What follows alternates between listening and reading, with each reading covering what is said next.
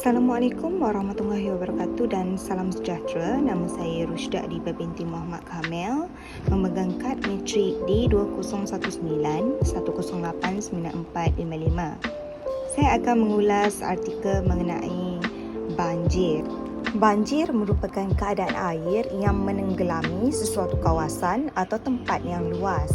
Selain itu, aliran air yang banyak melimpah keluar dari tebing sama ada dari saliran semula jadi ataupun saliran buatan manusia dalam mana-mana bahagian anak sungai, kolam atau empangan dan air larian permukaan sebelum memasuki saliran jabatan pengaliran dan saliran. Banjir juga merupakan satu bencana yang berkaitan dengan aktiviti manusia. Banjir berlaku pada kepantasan sederhana tetapi mempunyai saiz bencana yang besar. Banjir juga banyak mendatangkan masalah kepada manusia dan global. Jadi pelbagai usaha telah dilakukan sama ada di peringkat tempatan ataupun antarabangsa untuk mengatasi masalah banjir ini.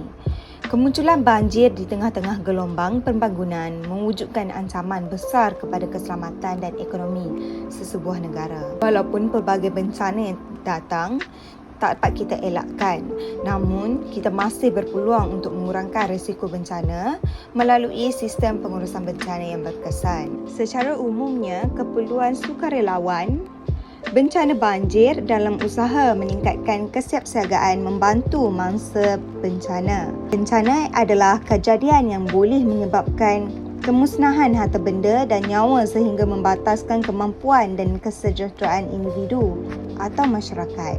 Seterusnya, peristiwa bencana banjir yang tidak dijangka sukar untuk dikendalikan sekiranya berlaku kekurangan keperluan bantuan khusus seperti perkhidmatan kesihatan mental. Hal ini kerana pemulihan selepas bencana banjir bukan sahaja melibatkan pembinaan semula infrastruktur di kawasan yang terjejas, tetapi ia juga melibatkan proses pemulihan semula kehidupan mangsa selepas bencana banjir. Keperluan bantuan, latihan khusus tindak balas dan penjagaan mangsa akan membantu sukarelawan untuk memperkukuhkan kemahiran dan kepakaran sedia ada.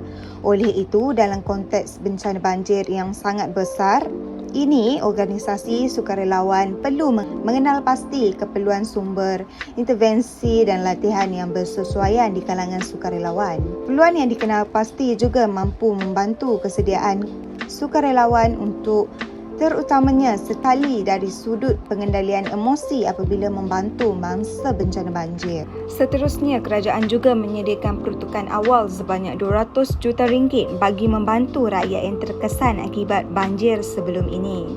Seperti kita dapat lihat, Yang di-Pertuan Agong dan keluarganya sendiri turun padang untuk membantu mangsa banjir sebelum ini di Pahang, iaitu negeri kelahiran baginda.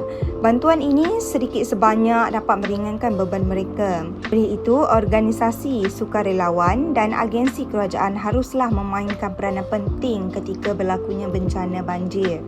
Manakala sukarelawan merupakan elemen penting untuk mempengaruhi matlamat dan perkhidmatan sesebuah organisasi. Keperluan sukarelawan yang telah dinyatakan memerlukan penilaian dan keutamaan kepada organisasi sukarelawan untuk meningkatkan kesediaan sukarelawan sebelum melibatkan diri dalam bantuan bencana lain. Manakala setiap permasalahan sukarelawan perlu dikenal pasti dan diatasi sebagai langkah menghasil sukarelawan yang lebih bersedia, efektif dan berkualiti. Keperluan sukarelawan bencana banjir haruslah dikenal pasti bagi membantu peningkatan kesiapsiagaan sukarelawan serta meningkatkan keberkesanan sepanjang proses bantuan yang diberikan kepada mangsa banjir. Seterusnya, dengan kesempatan ini, Alhamdulillah, sejuta kesyukuran saya panjatkan kehadrat Allah Subhanahu Wa Taala kerana dengan izin dan rahmatnya dapatlah saya sempurnakan kerja khusus projek bagi subjek HNS 2032 ulasan video ini dan grup berkumpulan. Sebelum melangkah ke intipati refleksi seterusnya, saya ingin mengucapkan jutaan terima kasih kepada pensyarah kerana telah banyak menyumbang jasa dan memberikan tunjuk ajar sepanjang kursus ini dijalankan. Terima kasih juga kepada komitmen ahli-ahli kumpulan sebelum ini yang mendorong saya untuk turut memberi kerjasama yang maksimum. Tidak lupa juga kepada rakan-rakan kelas yang sudi berkongsi di forum dan bertukar maklumat sepanjang proses menyiapkan kerja khusus ini. Sesungguhnya, kerja khusus yang diberikan sudah tentu memberi satu impak yang mendalam terhadap diri setiap individu yang terlibat, termasuklah saya sendiri. Itu sahaja daripada saya. Sekian, terima kasih.